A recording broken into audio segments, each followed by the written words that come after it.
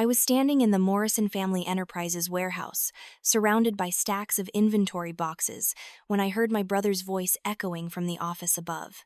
His words carried through the ventilation system with perfect clarity, the way sounds always traveled in this old building. He was on the phone with someone, his tone dripping with amusement. "Yeah, Dad's finally making it official tomorrow." Derek's laugh was sharp and cruel. 12% for me, 9 for Catherine. The partnership structure we've been planning for months. Finally formalizing who actually matters in this family. There was a pause as he listened to whoever was on the other end. Then he continued, and I froze with a box halfway to the shelf. "Jennifer." "Oh God, no. She'll be there because she's technically family, but she's not getting anything real. Less than 1%. She works down in the warehouse, for Christ's sake. Can you imagine? Dad tried to give her opportunities years ago, but she chose to move boxes instead. Some people just aren't built for business." Another pause. More laughter. "I know, right? We used to worry about her, but honestly, she seems happy enough. Simple life, simple ambitions. Not everyone can be a leader. Tomorrow's just making official what's always been true. The real Morrisons are taking control." I stood there in the empty warehouse, my hands gripping the box so tightly my knuckles went white. The dusty afternoon light filtered through the high windows, illuminating the Morrison Family Enterprises logo on my work shirt. The same logo my grandfather had designed 40 years ago. The same logo that represented everything my family thought I wasn't good enough to be part of. What my brother didn't know, what none of them knew, was that tomorrow would indeed make official what had always been true. Just not in the way they imagined. Tomorrow, in less than 24 hours, I would walk into that gleaming boardroom and reveal the truth that had taken me 7 years to build. Tomorrow they would learn that the daughter they dismissed, the niece they mocked, the sister they pitied, owned 67% of the company they thought was theirs. I set down the box, carefully pulled off my work gloves, and checked the time. 4:30. In exactly 90 minutes, I had a family dinner to attend. A celebration for Catherine's promotion to senior asset manager. A dinner where they would toast tomorrow's partnership announcement, completely unaware that their entire world was about to collapse. I walked to my locker and pulled out my phone. One text message was waiting. From Richard Peaton, my lawyer. "Everything is ready. Documents prepared. I'll be in position by 2:00 p.m. Tomorrow we end this." I typed back a single word. "Perfect." Then I received another text. This one from my mother. "Family dinner at 6:30. Don't be late. We're celebrating Catherine. Dress nicely for once." I stared at that message. Dress nicely for once. Even in a simple text message, the dismissal was there. The assumption that I didn't know how to present myself properly. The belief that I needed to be reminded of basic things. I typed back, "I'll be there." Then I did something I hadn't done in 7 years. I smiled. Really smiled. Because tomorrow everything would change. But first, before I tell you what happened in that boardroom, before I describe the looks on their faces when everything they believed shattered like crystal, I need to take you back. Back to where this all began. Back to the moment I realized I was invisible in my own family. If you're enjoying this story so far, please hit that like button and subscribe. Drop a comment telling me if you've ever felt invisible in your own family. Now let me take you back to 7 years ago when everything started to change. I was 22 years old when my grandfather, Thomas Morrison, died. It was a cold February morning, the kind where your breath creates clouds in the air and the world feels suspended in grief. He had been sick for 6 months, cancer eating away at him despite every treatment money could buy. I had visited him every single day in the hospital. Sometimes I would read to him from the business journals he loved. Other times we would just sit in comfortable silence, my hand holding his weathered one. During those final weeks, he talked about the company constantly. Not the way my father talked about it with pride of ownership and authority. Grandfather talked about it like a living thing he had created and nurtured. He talked about the workers who had been with him for decades. He talked about the small decisions that had made big differences. And he talked about his fears. "I'm worried about what happens after I'm gone," he told me one afternoon, his voice raspy from the oxygen tube. "Your father is a good manager, Jennifer. He knows how to run the day-to-day operations. But he doesn't see people the way I do. He sees roles and positions, not human beings with value beyond their titles." I squeezed his hand gently. "The company will be fine, Grandfather." He turned his head to look at me, and despite the illness ravaging his body, his eyes were sharp and clear. "Will you be fine, though? That's what worries me most." I didn't know how to answer that. Even then, I could feel the distance growing between me and the rest of my family. It wasn't something dramatic or explosive. It was subtle. It was in the way conversations would pause when I entered a room, then resume on a different topic. It was in the way my opinions were acknowledged with polite smiles but never actually considered. It was in the way Derek and Catherine were groomed for leadership while I was expected to find my own path somewhere far from the family business. At his funeral, the whole business community seemed to turn out. Grandfather had been respected, even revered. The service was held at the largest church in the city, and every pew was filled. I watched as speaker after speaker talked about his vision, his integrity, his generosity. My father gave the main eulogy, and he was eloquent and moving.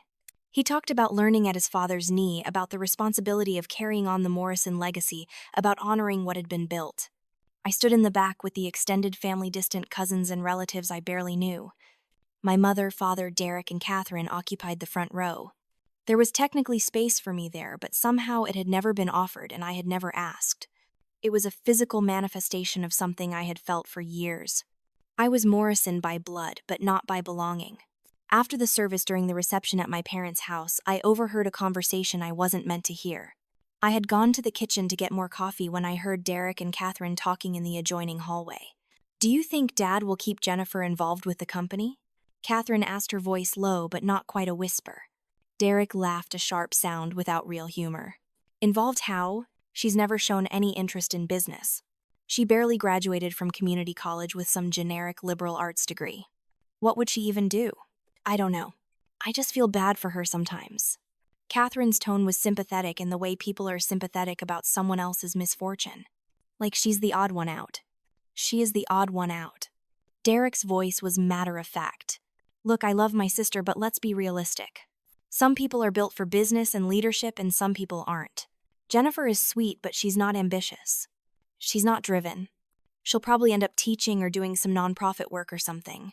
There's nothing wrong with that." I stood frozen in the kitchen, the coffee pot still in my hand, letting their words wash over me. The thing that hurt most wasn't the dismissal. It was the casual certainty of it. They had already decided who I was and what I was capable of, and nothing I could say or do would change their minds. Because they had never asked. They had never wondered. They had simply assumed. I decided then, standing in that kitchen, that I would never again let someone else define my worth or my potential. The reading of the will took place 3 days later in the office of Grandfather's longtime attorney, Martin Henderson. It was a formal affair with everyone dressed in dark suits and somber expressions. The office itself was old-fashioned, all dark wood and leather-bound books, the kind of place where important family business had been conducted for generations. Martin read through the will methodically. My father, as expected, received operational control of Morrison Family Enterprises.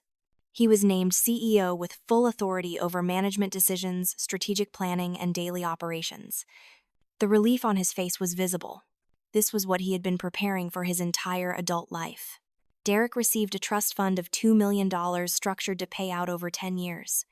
Additionally, he was given a guaranteed position as Vice President of Operations with a substantial salary package. Martin read the clause specifying that Derek's role would include oversight of logistics, supply chain management, and operational efficiency. Catherine received the family's vacation home in the Hamptons, a sprawling property worth at least $3 million. She also received a portfolio of stocks and bonds valued at around $1.5 million, and like Derek, a guaranteed executive position in the company as Director of Real Estate and Asset Management.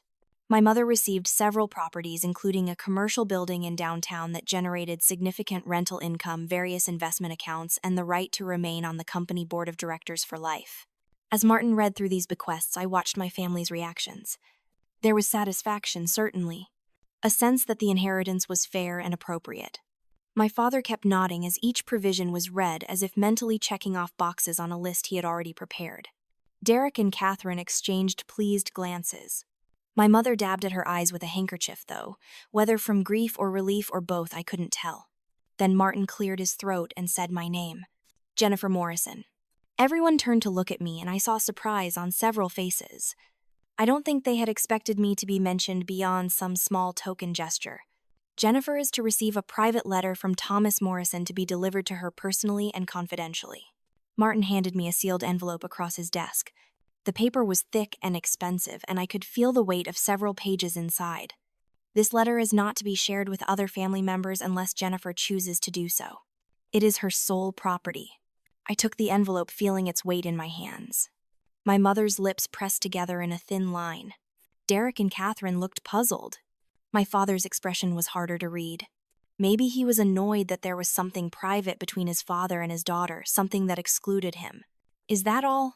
my mother asked, her tone making it clear what she thought of this arrangement. "A letter. That is Jennifer's bequest, yes," Martin confirmed. He glanced at me with something that might have been sympathy or might have been understanding.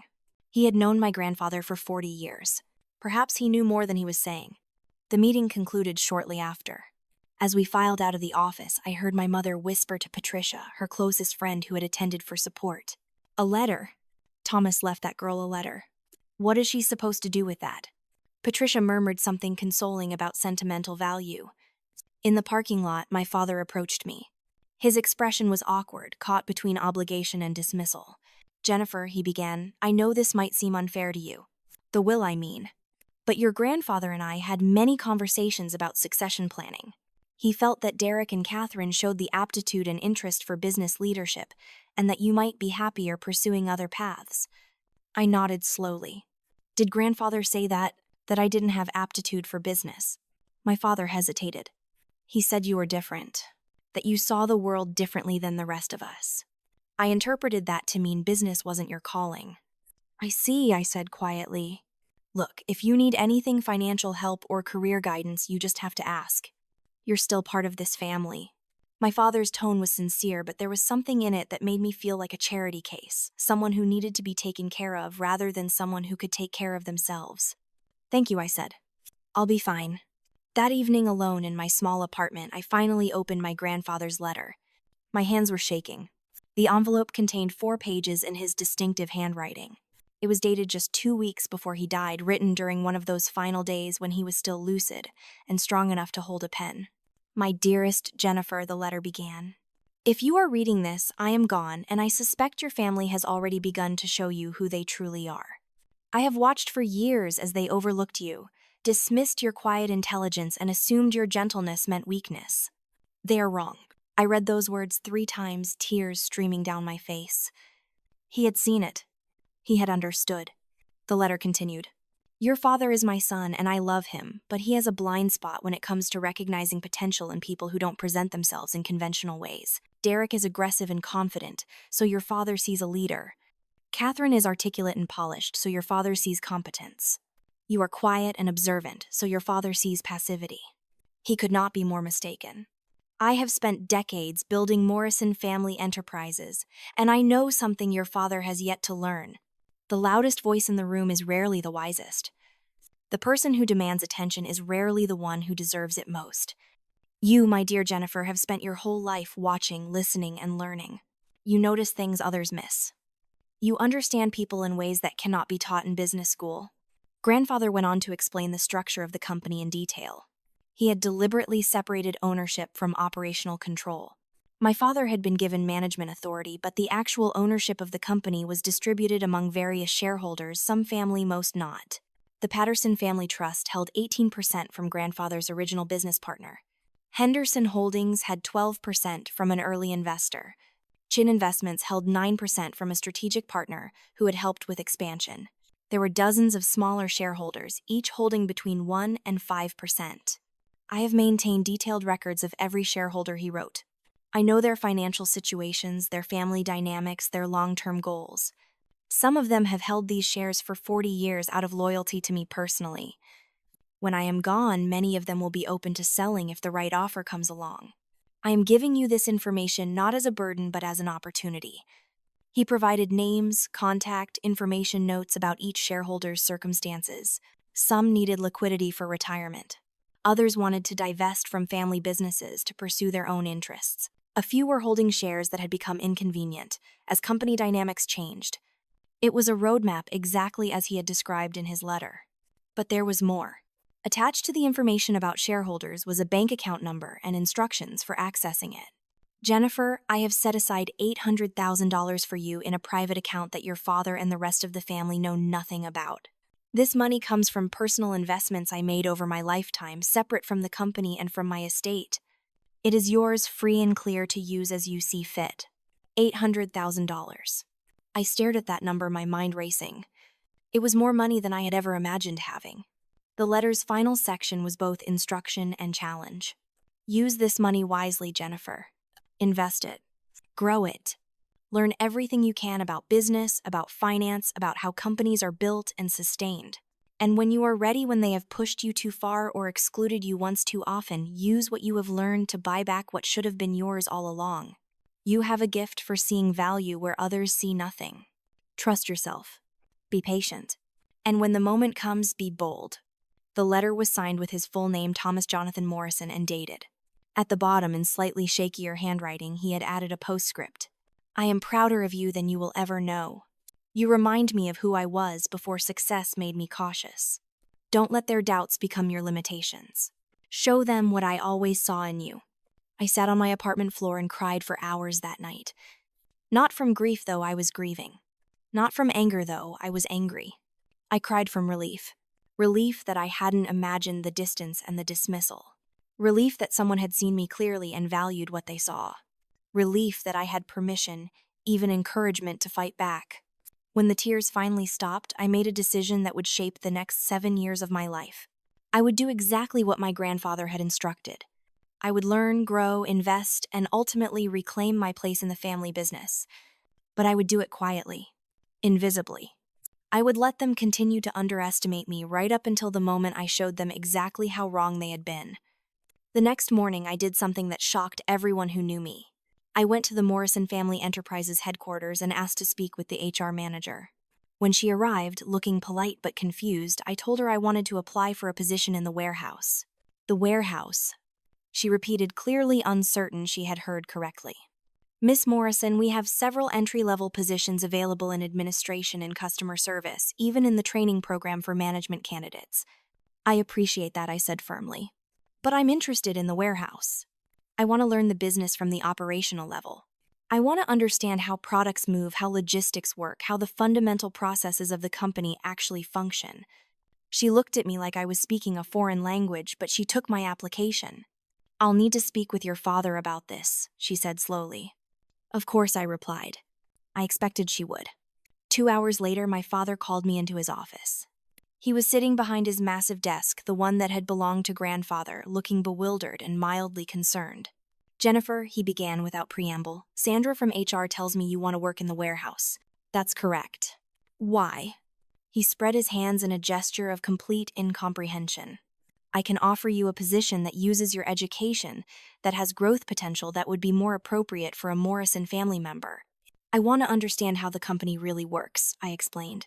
Not from reports and presentations, but from actually doing the work. Grandfather always said the strength of Morrison Enterprises was in its operations. I want to see that firsthand. My father leaned back in his chair, studying me. For a moment, I thought he might refuse. Then he sighed. If that's what you want, I suppose there's no harm in it. It might even be good for you to see what real work looks like. Maybe you'll appreciate the business side more after a few months of manual labor. I nodded, swallowing my response to that condescending statement. Just understand, he continued, this won't lead to a management position. Warehouse experience doesn't translate to executive leadership. If you want to move up in the company, eventually you'll need to consider getting an MBA, developing strategic thinking skills, understanding financial management. I understand, I said simply. He shook his head clearly, still puzzled. You're a strange girl, Jennifer. I've never understood what goes on in that head of yours. I just smiled. Maybe that's okay. That conversation, that moment when my father essentially told me I was incapable of strategic thinking while I was already planning a corporate takeover, he couldn't imagine it crystallized everything I needed to know. They would never take me seriously unless I forced them to. And force them I would. I started in the warehouse the following Monday. The work was physically demanding, and for the first few weeks I was exhausted every day. I woke up with sore muscles and went to bed almost as soon as I got home. But I was learning. I was learning how inventory systems worked. I was learning which processes were efficient and which were wasteful. I was learning the names and stories of the people who actually made the company function. Men and women who had worked there for decades, who took pride in their work, who had valuable insights that no one in management ever asked for. One of my first friends in the warehouse was a man named Marcus Johnson. He was in his 50s, had been with the company for 30 years, and knew more about logistics and supply chain management than anyone I would ever meet. During lunch breaks, he would explain how the warehouse systems had evolved over time, which changes had worked and which had been disasters, which managers understood operations and which didn't. "Your dad's okay," Marcus told me one day, his tone diplomatic. "He keeps things running, but he's not like your grandfather. Mr. Morrison Sr., he used to come down here all the time. He'd ask questions. He'd listen. He understood that the people moving boxes knew things that people sitting in offices didn't. I absorbed every word. I asked questions constantly. I volunteered for extra shifts. I learned how to operate every piece of equipment in the warehouse. I studied the inventory management software until I could navigate it faster than people who had been using it for years. And slowly, over months, I became genuinely good at the work. But the warehouse was only part of my education. In the evenings and on weekends, I was teaching myself about investing. I read every book I could find on value, investing growth strategies, market analysis, and portfolio management. I opened investment accounts and started with small positions, learning by doing. I made mistakes early on small losses that taught me valuable lessons about due diligence and emotional control. I also began attending local business meetups and networking events. Not the high-profile conferences where my family would be recognized, but smaller gatherings of entrepreneurs, investors, and business professionals. I introduced myself as Jennifer, no last name, working in logistics. I listened more than I talked. I learned who the smart investors were by watching who others sought out for advice. I learned what questions revealed expertise and what questions revealed ignorance. 6 months after starting in the warehouse, I made my first significant investment. A small artificial intelligence startup was looking for early-stage funding. They had technology for predictive inventory management, something I knew from my warehouse experience could revolutionize logistics. Most investors I spoke with thought the valuation was too high and the technology unproven. But I had seen the problems their solution would solve. I invested $50,000 of my grandfather's money. 18 months later, that startup was acquired by a major tech company. My $50,000 became $320,000. I reinvested immediately. I started putting money into early-stage cloud computing companies. Infrastructure as a service was just beginning to take off, and I could see its potential to transform how businesses operated. I bought stock in companies that most traditional investors thought were overvalued. Amazon Web Services was expanding rapidly. Microsoft Azure was gaining ground. Google Cloud Platform was emerging as a serious competitor. I bought shares in the companies using these services, the ones that would benefit from cloud transformation. By the end of 2017, my $800,000 had become $1.4 million. I was outperforming most professional fund managers, and I was doing it by trusting my instincts and doing thorough research. Every investment decision was documented in detailed spreadsheets.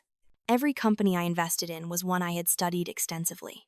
I was building not just wealth but knowledge. During this time, my family barely noticed what I was doing. To them, I was just Jennifer working her inexplicable warehouse job. Family dinners became a sort of performance art. My father would talk about company strategy. Derek would interrupt with his opinions. Catherine would contribute insights from the real estate side of the business. My mother would facilitate and encourage their discussions. And I would sit quietly eating my dinner, offering nothing unless directly asked. When I was asked about my work, I would give brief, uncomplicated answers. "It's going well. I'm learning a lot. The people I work with are great." My family would nod politely and return to discussing what they considered important. At Thanksgiving in 2017, Derek announced he was being promoted to Vice President of Operations. My father gave a long toast about how proud he was to see his son taking on leadership responsibilities, about how Derek embodied the Morrison values of innovation, strategic thinking, and bold decision-making. Everyone raised their glasses and celebrated. When my mother turned to me and asked how my warehouse work was going, I mentioned that I had been made a shift supervisor. "That's wonderful, honey," she said with an encouraging smile. "It's so important to have reliable people in those positions." Catherine leaned over and patted my hand. "You're really finding your place, aren't you? Not everyone is meant for corporate leadership. There's dignity in all kinds of work." I smiled and nodded and said nothing about the fact that I had just made $200,000 from a cryptocurrency investment that Derek had dismissed as a pyramid scheme when someone mentioned it at dinner 3 months earlier. I said nothing about the real estate investment trust I had, just purchased shares in one that would later be part of Catherine's own portfolio recommendation to the company. I was learning a crucial lesson. Invisibility was power. Every time they dismissed me, every time they talked over me or around me, every time they assumed I was simple and content with less, they were giving me freedom to build something they couldn't see. But it wasn't always easy to stay silent.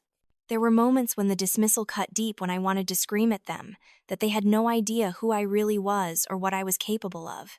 Christmas 2018 was particularly difficult.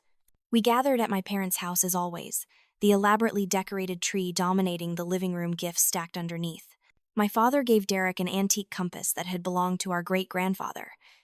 "It's for a man who knows how to navigate the future of this family business," he said emotionally. Catherine received a set of architectural drawings for a commercial building, framed and matted. "Your grandfather drew these for his first property development," my father explained. "I want you to have them as you begin your own legacy in real estate." My mother gave me a gift card to a spa and a basket of scented candles. "For self-care," she said warmly. "I know you work so hard at your job." I thanked her sincerely. The gifts themselves didn't matter. It was what they represented. Derek and Catherine received family heirlooms and symbols of legacy. I received things anyone might give to any hardworking person they vaguely knew. The message was clear. They were the heirs. I was peripheral. Later that evening after dinner, I overheard another conversation. This time it was my parents talking in my father's study. I had gone looking for my coat and heard their voices through the partially open door. "I worry about Jennifer," my mother was saying. "She's 25 now, Robert. She should be building a career, thinking about her future.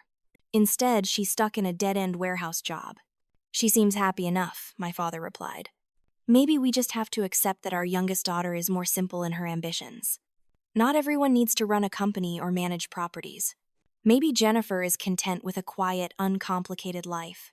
But what happens when we're gone?" Eleanor's voice rose slightly. "Derek and Catherine will be leading the company. They'll have families and responsibilities. What will Jennifer have? I suppose she'll have to figure that out." My father sounded tired. "We can't live her life for her, Eleanor. We offered her opportunities. She chose differently." I left quietly, my coat forgotten. I sat in my car in their driveway for 20 minutes, crying angry tears. They pitied me. They actually pitied me. While I was building a multi-million-dollar investment portfolio, they saw me as someone to be worried about, someone without ambition or direction. That night I made a decision. It was time to accelerate my plans. Time to start seriously acquiring shares in Morrison Family Enterprises. I called Richard Peaton for the first time in January 2019. My grandfather's notes had mentioned him as one of the best corporate attorneys in the state, someone who specialized in family business disputes and complex ownership structures. Getting an appointment had taken weeks. His rate was $1,200 an hour, which would have seemed impossible to afford if I hadn't built my portfolio to over $3 million by that point. When I walked into his office wearing jeans and a Morrison Family Enterprises work shirt, I saw the confusion on his face. He had clearly expected someone different. "Miss Morrison?" he asked uncertainly, probably wondering if I was there to deliver something. "I'm Jennifer Morrison," I confirmed, extending my hand. "Thank you for meeting with me." He gestured to a chair, his expression professional but puzzled. "Your assistant mentioned you wanted to discuss corporate ownership structures. Are you representing your father's company?" "I represent myself," I said clearly. "And I need your help acquiring majority control of that company." I spent the next 2 hours laying out everything. I showed him my grandfather's letter. I showed him the detailed shareholder information grandfather had compiled. I showed him my investment portfolio statements demonstrating that I had the financial capacity to make serious acquisition offers. And I explained my plan. Richard listened without interrupting. When I finished, he sat back in his leather chair and looked at me with a new expression. Respect mixed with calculation. "This is ambitious," he said finally, "and complicated from a family perspective." "I don't care about the family perspective anymore," I replied. "I care about ownership. I care about control. Can you help me do this legally and discreetly?" He smiled for the first time. "Absolutely. And if you don't mind me saying, this is going to be one of the most satisfying cases of my career." We began immediately. Richard reached out to the Patterson Family Trust first. Through his extensive network, he learned they were facing significant inheritance tax obligations after the death of their patriarch. They needed liquidity and needed it quickly. Their 18% stake in Morrison Family Enterprises was worth approximately $8 million at market rate. I offered them $10 million. The negotiation took 3 months. Richard handled everything through my investment company, Mountain View Capital Holdings, a name I had chosen deliberately for its anonymous corporate sound. The Patterson family knew they were selling to an investor, but they didn't initially know which investor. When Richard finally revealed that Mountain View was owned by Jennifer Morrison, their response was surprise, followed by pragmatic acceptance. Jennifer Morrison, Greg Patterson, had said during our one face-to-face meeting, Thomas's granddaughter. He talked about you sometimes. Said you were the smart one. I appreciate you telling me that, I had replied. Look, I'll be honest. We need this deal. The tax situation is complex and time-sensitive. Your offer is generous. We don't have a problem with the sale regardless of family politics. But I'm curious. Does your father know you're doing this? Not yet, I had said. Eventually he will. Greg had nodded slowly. Thomas was a shrewd man. I suspect he knew exactly what he was doing when he left you that letter everyone keeps mentioning. The Patterson acquisition closed in November 2019. I now owned 18% of Morrison Family Enterprises. My family had no idea. Over the next 3 years, the pattern repeated.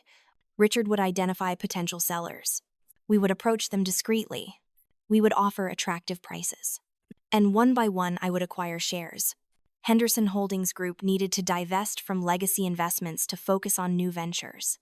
I bought their 12% for $15 million in March 2020, right before the pandemic caused market chaos. It was risky timing, but I had conviction. The company was solid and real estate holdings would recover. Chin Investments was restructuring their portfolio. They had held their 9% stake for almost 30 years, mostly out of personal loyalty to my grandfather. When Richard explained that I was Thomas Morrison's granddaughter and was building toward majority ownership, Sarah Chin agreed to sell. She didn't need the money particularly, but she liked the narrative. A granddaughter honoring her grandfather's legacy. There were dozens of smaller acquisitions. A former employee who had received shares as part of retirement benefits sold me 3%. A distant family friend sold me 5%. Former business partners retired. Investors inherited trusts that wanted to cash out. Some sales took weeks to negotiate. Others took months. The whole time I continued working in the warehouse. I continued being invisible at family dinners. I continued letting my family believe I was simple content and utterly uninvolved in the family business. The warehouse job had become more than cover, though. I genuinely liked it. I liked the physical nature of the work. I liked the straightforward problem solving. I liked my coworkers who treated me as an equal rather than as a disappointment or a charity case. Marcus had become a real friend. We had lunch together most days, and he would tell me stories about the company's history, about my grandfather's management style, about the changes that had worked and the changes that had failed. Your grandfather used to say something I've never forgotten, Marcus told me one day. He said the people closest to the actual work often have the best ideas for improving the business, but they're rarely asked. He asked. He listened. That's why people who worked for him would do anything to help the company succeed. I thought about that a lot, about how much institutional knowledge existed in the warehouse that was never tapped by management, about how many efficiency improvements could be made if someone actually consulted the workers, about how disconnected my father and Derek were from the operational reality of the business they claimed to lead. By 2022, my portfolio had reached $47 million through fortunate investments in electric vehicles, biotech, and real estate. I'd spent $32 million acquiring shares of Morrison Family Enterprises. By September 2022, I owned 58%. By October 2024, 67%. My family's dismissal only intensified. Derek grew arrogant. Catherine polished her corporate image. My parents discussed legacy without me in it. Thanksgiving 2023 changed everything. My father announced he was giving Derek and Catherine significant equity stakes to ensure the next generation has real ownership and commitment. Catherine asked about me, her voice dripping with pity. Jennifer retains her minor stake, less than 1%, my father said. But this partnership is for family actively involved in leadership.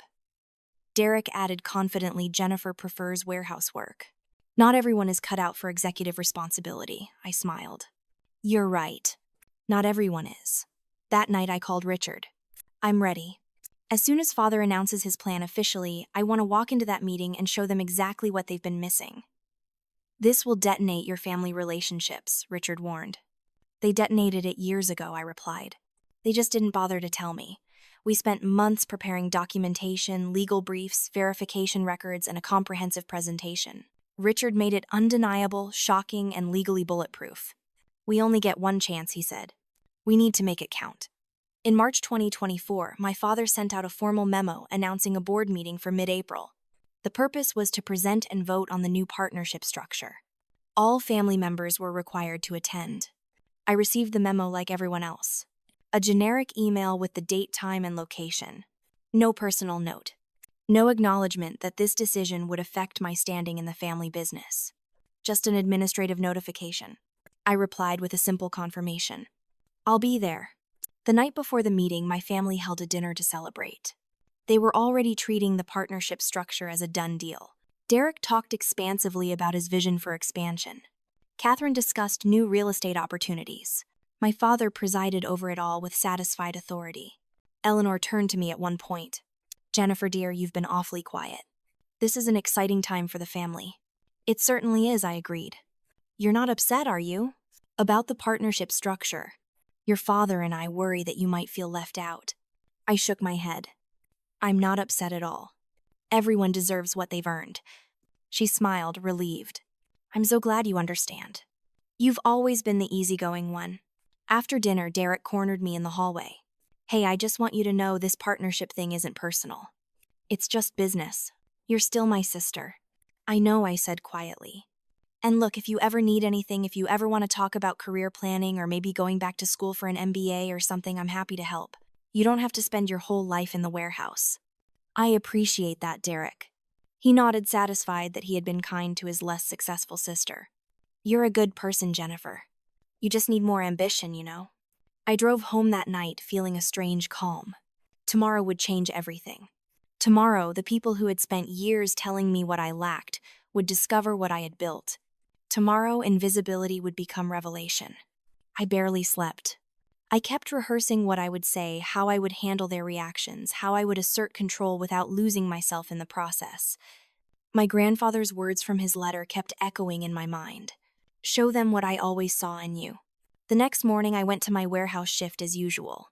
It felt important to maintain the routine to stay grounded in the reality of who I actually was, rather than getting lost in the drama about to unfold.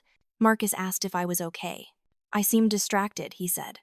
Big day ahead, I told him honestly. Things are going to change. Good changes. He asked. I think so. I hope so. At noon, my warehouse supervisor texted asking about the afternoon shift. I replied that I had a meeting and would let him know about later. I changed out of my warehouse uniform and into the one I had brought. Clean jeans, a Morrison Family Enterprises polo shirt, and work boots. I wanted them to see me exactly as they had always seen me. The warehouse worker. The disappointment. The invisible one. At 1:30, I drove to company headquarters.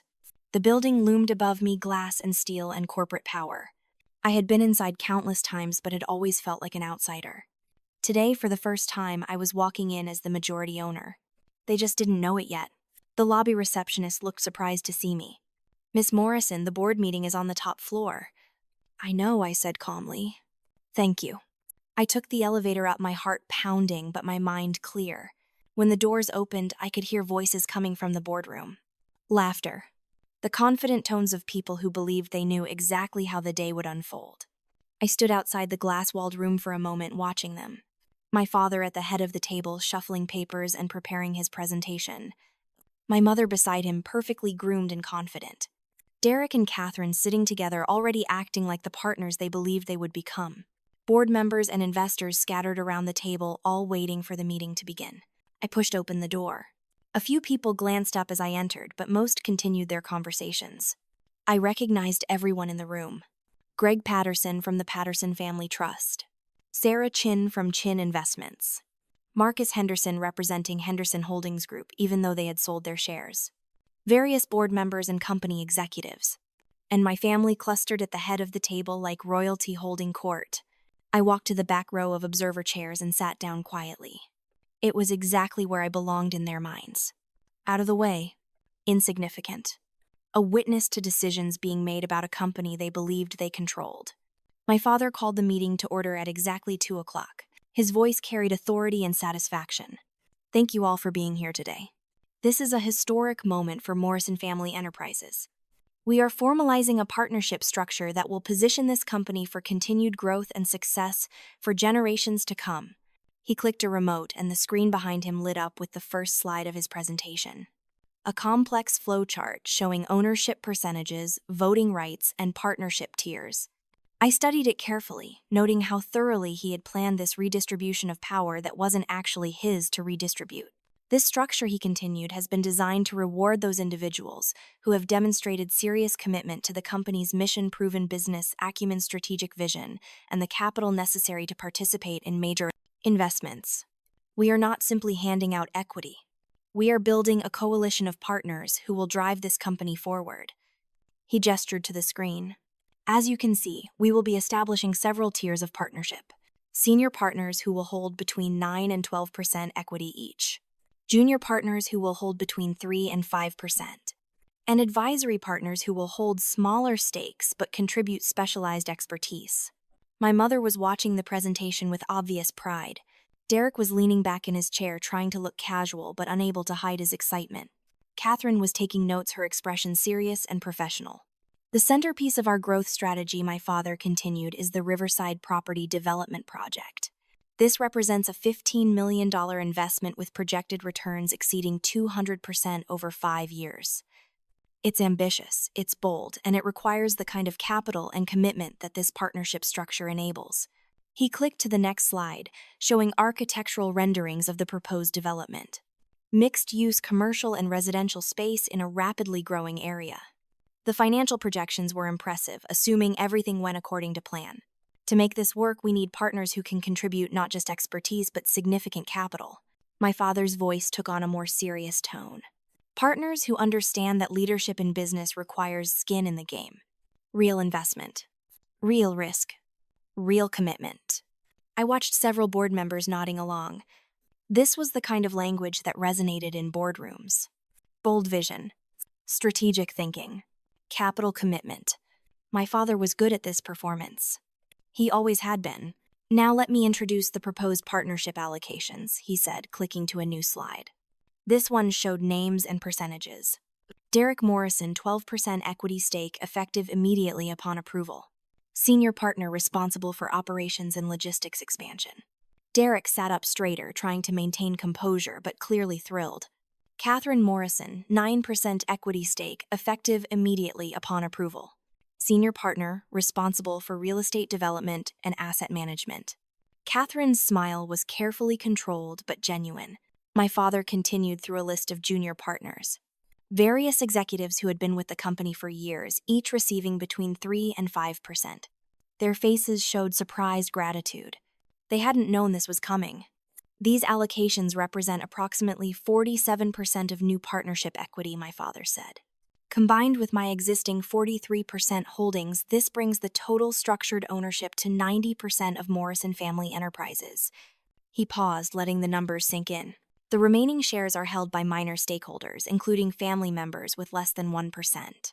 These small holdings do not participate in the partnership structure and do not carry voting rights on major business decisions. I noticed him glance briefly in my direction when he said this. There was no malice in his expression. Just matter-of-fact dismissal. I was the minor stakeholder he was referring to, the family member whose tiny percentage didn't matter. My mother leaned over to Patricia, sitting beside her, and whispered something. Patricia glanced back at me with sympathetic understanding. I could imagine what my mother had said. Some version of poor Jennifer, or at least she seems happy with her simple life. Around the room, board members were murmuring approval. The partnership structure looked solid. The development project looked promising. Everything was proceeding exactly as my father had planned. He was about to continue to the next section of his presentation when I slowly raised my hand. At first, no one noticed. The murmuring continued. My father was studying his notes, preparing his next point. But gradually, people near me saw my raised hand and fell silent. The silence spread like ripples on water until the entire room was quiet, everyone turning to look at me. My father looked up from his notes, clearly surprised.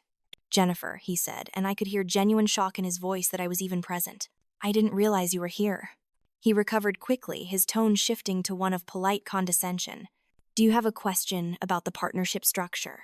I know the financial terminology can be complex, but I'm happy to explain anything that's unclear. I stood up slowly. The warehouse polo shirt and work boots suddenly felt significant. A visual reminder of exactly how much they had underestimated me. I don't have a question, I said clearly. I have a statement to make. The room went completely silent. My mother turned around fully in her chair, her expression shifting from surprise to embarrassment to irritation in quick succession. Jennifer, honey, she said in a low, urgent voice, this really isn't the appropriate venue for personal concerns. If you're worried about your small shareholding, we can absolutely discuss it privately after the meeting. I'm perfectly comfortable discussing it here, I replied evenly.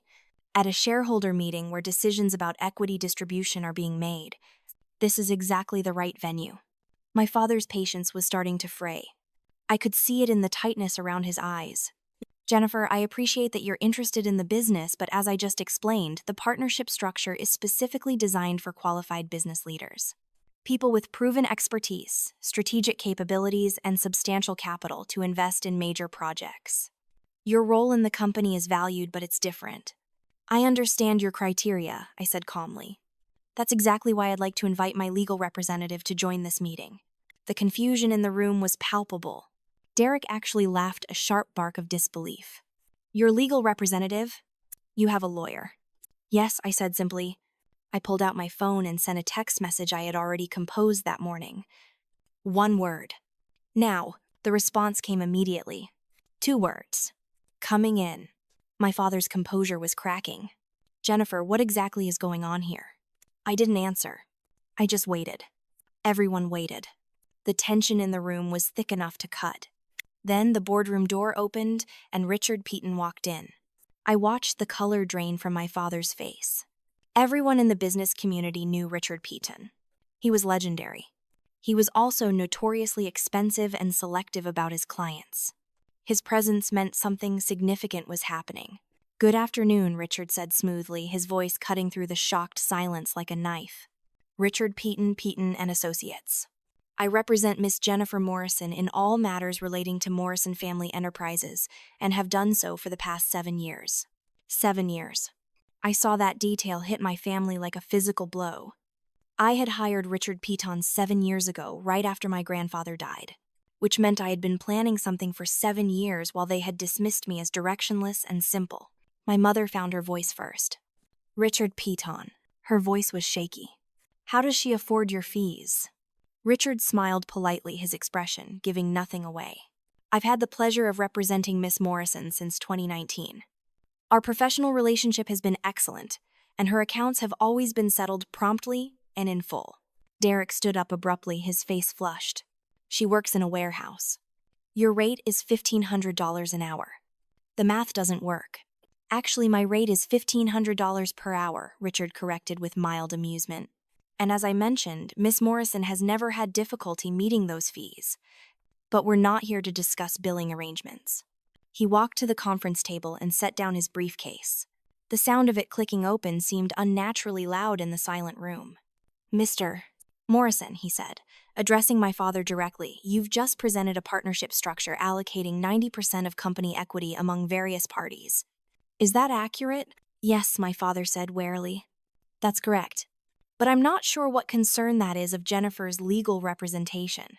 And this structure is predicated on your current ownership of 43% of Morrison Family Enterprises, inherited from your father, Thomas Morrison. Correct. That's right. My father's voice was defensive now. I've been running this company for 7 years. I inherited operational control and equity ownership from my father when he passed. Richard opened his briefcase and began removing documents. Actually, Mr. Morrison, you inherited operational control. That's quite distinct from equity ownership. Your father was extremely sophisticated in structuring this company. He created trust mechanisms that allowed ownership transfer to occur independently of management authority. He started spreading papers across the conference table. Legal documents, stock certificates, transaction records, all neatly organized and labeled. Over the past 5 years, Miss Morrison has systematically acquired ownership stakes in Morrison Family Enterprises through a series of private transactions with existing shareholders. The room erupted in shocked murmurs. My mother's hand flew to her mouth. Catherine was shaking her head in disbelief. Derek had gone from flushed to pale. Richard's voice remained calm and methodical. 5% from the Wagner Family Trust, 3% from retired employee holdings, 18% from the Patterson Family Trust, 12% from Henderson Holdings Group, 9% from Chin Investments, and numerous smaller acquisitions from individual shareholders who were pleased to liquidate their positions at premium valuations. Greg Patterson, who had been sitting quietly until now, suddenly spoke up. That acquisition was handled through a private equity firm. Mountain View Capital Holdings. Correct, Richard confirmed. Mountain View Capital Holdings is an investment company wholly owned by Jennifer Morrison. The transaction was completely legal, properly documented, and conducted at above-market rates. The Patterson Family Trust knew they were selling to a Morrison family member. They chose not to disclose this information to you, Mr. Morrison, but that was their prerogative. The sale was legitimate regardless. This can't be legal, my father said, but his voice had lost all its authority. There was desperation in it now. This is my company. My father left it to me. Your father left you management authority, Richard repeated. Ownership is an entirely different matter. And I assure you, every single transaction Miss Morrison conducted was completely legal, properly documented, fully compliant with all corporate governance requirements, and executed at fair market value or above. He pulled out a thick binder and opened it to a marked page. Every share purchase is documented here. Dates, amounts, parties involved, prices paid. Miss Morrison has been meticulous in ensuring legal compliance. In fact, she paid premium prices for most acquisitions, often 20 to 30% above market value. That's standard practice when acquiring controlling interest in a company. Richard turned to face the full room, his expression serious. In total, as of today, Miss Jennifer Morrison owns 67% of Morrison Family Enterprises. The silence that followed was absolute. Then chaos erupted. Derek was shouting. Catherine had tears in her eyes. My mother looked like she might faint. Board members were talking over each other. Patricia was gripping my mother's arm. The noise level in the room was overwhelming. 67%. Derek finally managed to form coherent words. That's impossible. She doesn't have that kind of money. She works in a warehouse making, $15 an hour. 18 actually, I said, quietly speaking, for the first time since Richard had entered. I got a raise last year. Derek ignored me, turning to Richard. Where would she get the money for this? Those acquisitions would cost tens of millions of dollars. Richard had clearly anticipated this question. He pulled out another set of documents. Miss Morrison has substantial personal wealth. She began investing at age 22, with an $800,000 inheritance from her maternal grandmother. An inheritance that was separate from your grandfather's estate and unknown to the rest of the family. 800,000 doesn't turn into tens of millions, Catherine protested, her voice breaking. No, Richard agreed. But $800,000 invested wisely in emerging technologies in 2016 can grow substantially. He began detailing my investment history with clinical precision. Early positions in artificial intelligence startups, strategic investments in cloud computing infrastructure, real estate investment trusts, cryptocurrency positions at opportune moments. By 2020, Miss Morrison's initial investment had grown to approximately $12 million. The room was silent now, everyone listening with stunned attention. Richard continued.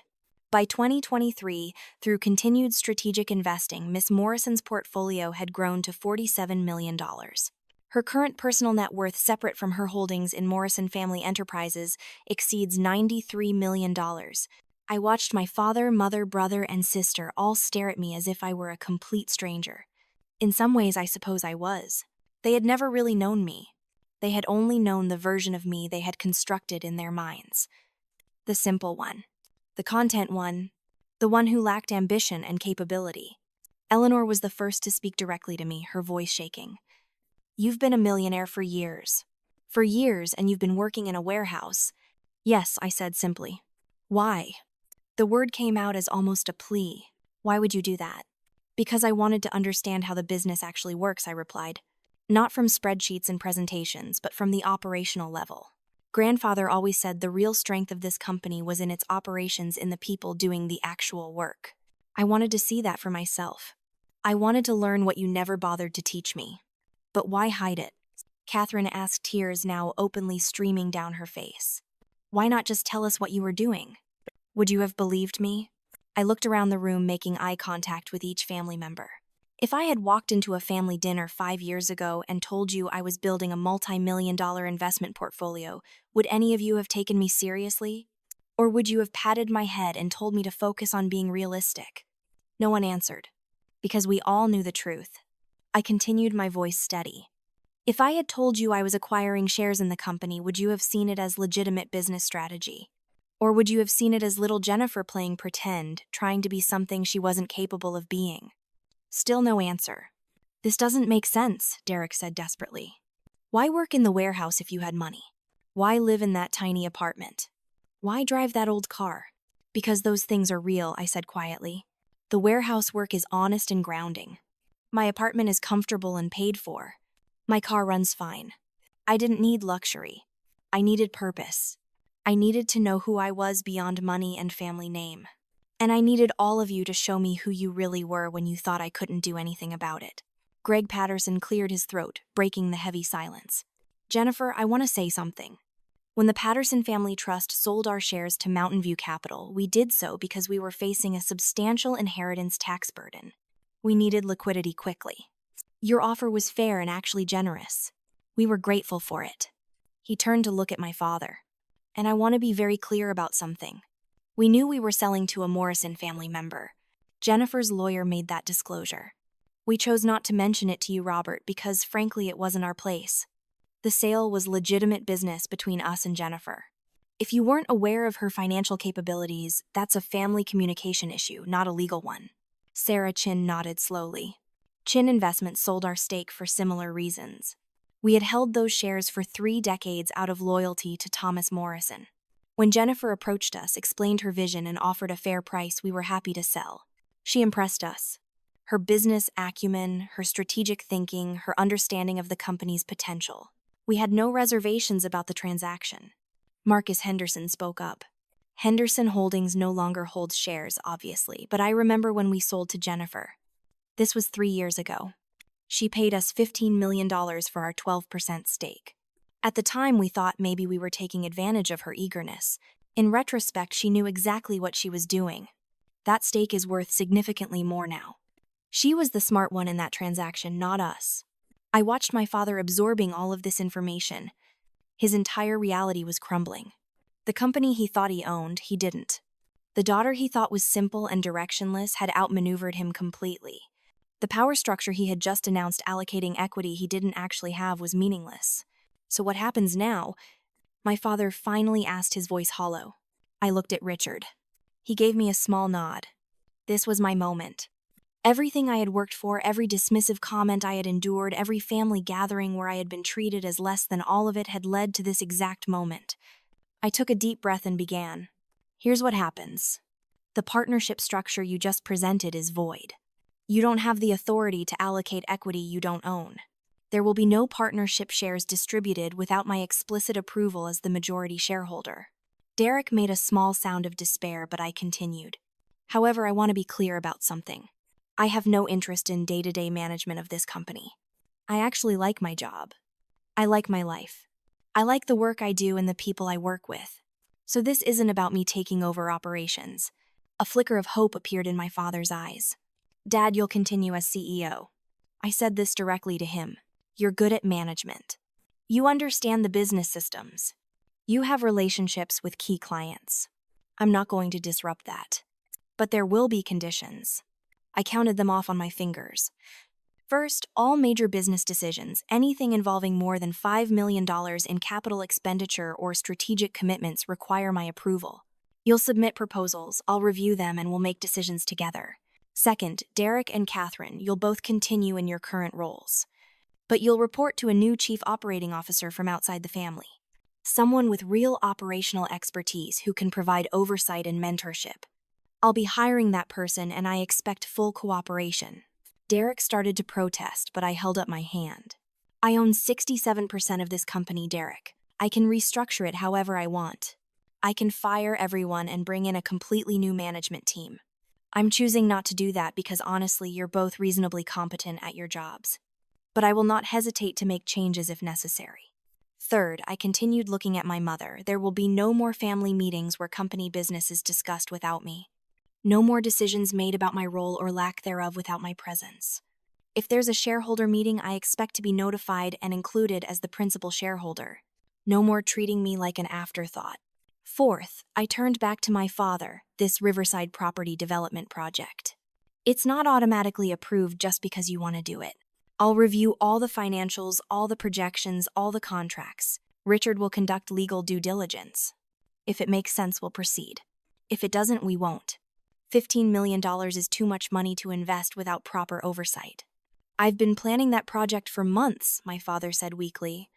Then your planning should hold up to scrutiny, I replied. If it's a good project, I'll approve it. If it's not, you should thank me for preventing a costly mistake. Patricia spoke up tentatively. Is there a fifth condition? I looked around the room, taking in every shocked face, every expression of disbelief and confusion. Yes. Everyone in this room will sign a non-disclosure agreement about the ownership structure and the events of this meeting. Why? My mother asked. Because I don't want this becoming public gossip, I said. Because the official story is that I've been a silent investor in the family business for years, and we're now formalizing my role in company governance. No one discusses my personal finances. No one talks about how the family treated me or didn't treat me. No one turns this into a spectacle. We move forward professionally, or we don't move forward at all. And if we refuse, Derek asked a last desperate attempt at defiance. Then I restructure everything I said flatly. I terminate every family member's employment. I bring in a completely new management team. I run this company without any of you. I don't want to do that. Despite everything, I believe you're capable people who can contribute meaningfully if you're properly supervised and held accountable. But I will absolutely do it if you force me to. Derek sat down heavily. The fight had gone out of him completely. Richard, I said, could you distribute the NDAs? He pulled a prepared stack of documents from his briefcase. Of course. I had them drawn up yesterday in anticipation of this meeting. That detail seemed to land with particular impact. We had known exactly how this would play out. We had prepared for every contingency. This wasn't a spontaneous response. This was a carefully orchestrated revelation 7 years in the making. One by one, people began signing. Board members signed first, their expressions a mix of shock and respect. Greg Patterson signed with a slight smile. Sarah Chin signed with a nod of approval. Marcus Henderson signed, and then said quietly, Thomas would be proud of you, Jennifer. Catherine signed, her hand shaking, tears still on her cheeks. Derek signed, his jaw clenched tight. My mother signed, looking like she was in a daze. Finally, it came to my father. He stared at the document for a long moment before picking up the pen. His hand was trembling as he signed. When he was done, he looked up at me with an expression I had never seen before. Raw vulnerability mixed with something that might have been respect. I really thought you were just content with less, he said quietly. All these years, I genuinely believed you had chosen a simpler life because it was what made you happy. I know, I said. That's what you wanted to believe. It was easier than asking difficult questions about why I might have made those choices. Did grandfather really know? Did he really leave you a roadmap for this? I reached into my pocket and pulled out the worn letter. I carried it with me everywhere. It reminded me why I was doing this. Yes, he knew exactly what he was doing. My father took the letter with shaking hands and read it. Tears started rolling down his face halfway through. When he finished, he looked at me with something approaching awe. He saw in you what I missed completely. He saw strength where I saw simplicity. He saw strategy where I saw contentment. He was right about everything. He wasn't perfect, I said quietly. He made mistakes too. But he saw me. Really saw me. That's all I ever wanted from any of you. The meeting ended shortly after that. People filed out slowly, still in shock. Board members shook my hand, some of them congratulating me, others just looking stunned.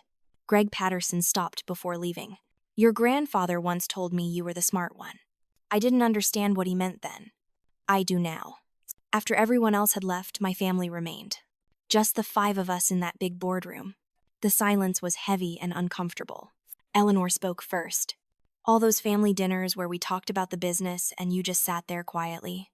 You were learning from us, weren't you? Learning everything we were doing right and wrong. I was observing, I confirmed. I was understanding how you thought, what your priorities were, where your blind spots were. We treated you like you didn't matter, Catherine said, her voice breaking again. Like you were too simple to understand business. And the whole time you were building an empire we couldn't even see. I didn't do it to hurt any of you, I said. I did it because I needed to survive in this family. I needed to have value that you couldn't dismiss or diminish. I needed power that couldn't be taken away. Derek stood up abruptly and walked to the window, his back to all of us. I've been such an ass to you. For years. All those comments about warehouse work, about choosing the easy path, about lacking ambition. And you just took it. You just let me say those things. What was I supposed to do? I asked. Argue with you. Tell you that you were wrong. Would you have believed me, or would you have just thought I was being defensive? He didn't answer because we both knew the truth. I stood up to leave. I need to get back to the warehouse. I have an afternoon shift. You're still going to work there? My mother asked, incredulous. After everything that just happened, Mom, I own $93 million in assets. I own 67% of a company worth over $200 million. I work in the warehouse because I want to, not because I have to. That's what freedom looks like. Richard was waiting by the door. As we walked to the elevator together, he said quietly, that was perfectly executed. Your grandfather would be incredibly proud. Thank you for being here, I replied. For believing in me when no one else did. That's what you pay me for, he said with a slight smile. Though I have to say the looks on their faces when I announced 67% that might be the highlight of my legal career. After Richard left, I stood alone in the elevator going down to the lobby. I looked at my reflection in the polished metal doors. Same clothes. Same person. But everything had changed. I thought about my grandfather's letter, the final paragraph that I had memorized years ago. You will face a moment, Jennifer, when you must choose between staying invisible and claiming your power.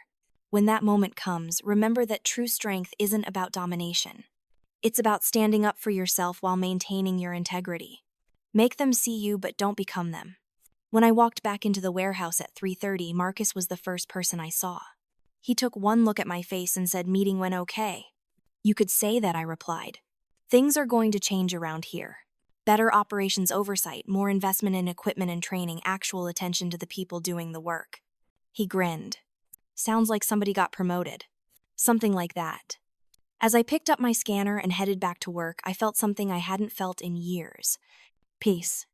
Not happiness exactly, not yet. But peace. The weight of hiding, of pretending, of being invisible, it was finally gone.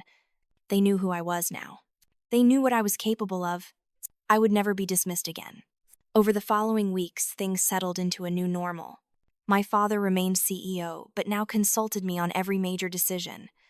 Derek and Catherine adapted to reporting to the new COO. I hired a woman named Patricia Chen, who had 30 years of operational experience and took no nonsense from anyone. My mother stopped making comments about my biological clock and started treating me like an adult with agency. The Riverside property project was ultimately approved after Richard's due diligence revealed some concerning gaps in the initial planning. We restructured the financing, brought in additional partners to share risk, and moved forward with a more conservative timeline. It ended up being profitable, though not quite at the levels my father had originally projected. Family dinners became less frequent and more honest. There was tension, certainly. Years of dismissal and underestimation couldn't be erased overnight. But there was also a new kind of respect. They asked my opinion now. They listened when I spoke. They understood finally that silence didn't mean emptiness and that invisibility had been a choice, not a limitation. 6 months after the board meeting, I was working an evening shift at the warehouse when my phone rang. It was Catherine. I just wanted to say something, she began, her voice tentative. I've been in therapy. Working through a lot of stuff about the family, about how we treated you, about my own issues with competition and validation. That's good, I said. Therapy is good. I realized something. All those years I felt sorry for you. I thought you had settled for less because you couldn't achieve more. But you weren't settling. You were building. You were choosing. And I was so caught up in seeking approval that I never questioned whether the things I was being approved for actually mattered. She paused. I'm trying to say I'm sorry. For years of condescension, for years of not seeing you, for years of being so focused on my own ambition that I never wondered about yours. I appreciate that, I said honestly. And I forgive you. We're all products of how we were raised, the messages we received about worth and success. You weren't trying to hurt me. You just didn't know any better. How do you not hate us? She asked quietly. Because hate takes energy I'd rather spend on building things, I replied. And because despite everything, you're my family. Flawed, limited, often infuriating family, but family nonetheless. When the call ended, Marcus walked over. Everything okay? I smiled. Yeah, everything's actually okay. As I drove home that night, still in my warehouse uniform, I thought about the journey that had brought me here. 7 years of planning. 7 years of being underestimated. 7 years of building an empire that no one could see until I chose to reveal it. Sometimes the best power is the power no one knows you have, I thought to myself, until the moment they need to know. And in that boardroom 6 months ago, they learned exactly how much power I'd been holding all along. I had shown them what my grandfather always saw in me. Not dominance. Not revenge. But strength. Intelligence. Strategic thinking. And the courage to stand up for myself while maintaining my integrity. I hadn't become them. I had become myself. Fully, completely, unapologetically myself. And that more than the money or the ownership or the power, that was the real victory. Do you believe in the strength of the underestimated? Have you ever had to prove yourself to people who should have believed in you from the start?